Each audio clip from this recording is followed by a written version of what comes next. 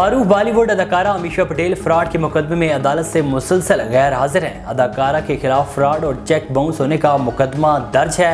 भारतीय मीडिया के मुताबिक फिल्म प्रोड्यूसर सिराज कुमार की जानिब से दर्ज करवाए गए मुकदमे में अमीषा पटेल के बिजनेस पार्टनर कुणाल को भी नामजद किया गया। अदाकारा के खिलाफ दर्ज मुकदमे में लिखा है कि अमीषा पटेल और उनके पार्टनर ने देसी मैजिक के नाम से एक फिल्म बनाने के लिए प्रोड्यूसर से 2.5 करोड़ रुपए लिए और सूद के साथ रकम लौटाने की यकीन दहानी करवाई। बॉलीवुड की मारूफ और खूबरू अदाकारा रवीना टंडन को भारत के आला तरीन पद्मा श्री अवार्ड से नवाज दिया गया।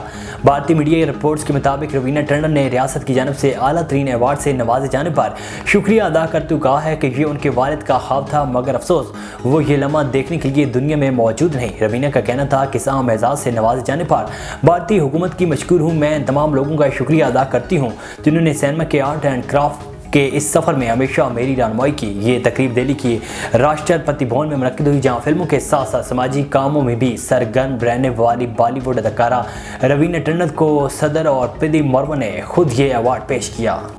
पाकिस्तानी अदाकार और मेज़बान आगा अली ने इंकशाफ किया है कि उनके घर में काम काज के लिए कोई भी मुलाजिम नहीं है और वो और उनकी अहलिया अदाकारा हिना अल्ताफ़ ही घर के सारे काम करती हैं। हाल ही में हिना और आगा ने निजी टीवी चैनल की खुसूसी रमज़ान ट्रांसमिशन में शिरकत की, जिसमें आगा ने बताया कि हमारे घर में बर्तन धोने, खाना पकाने, सफाई और इस्त्री के लिए कोई भी मुलाजिम नहीं है। आगा अली ने बताया है कि हम खुद ही अपने घर को साफ रखते हैं, खुद ही मशीन में कपड़े धोते हैं, मैं खाना पकाता हूँ, ये काम मेरे ज़िम्मे है। इफ्तार और सहरी बनाने का 90% काम मैं ही करता हूँ, सफाई वगैरह हिना देखती है।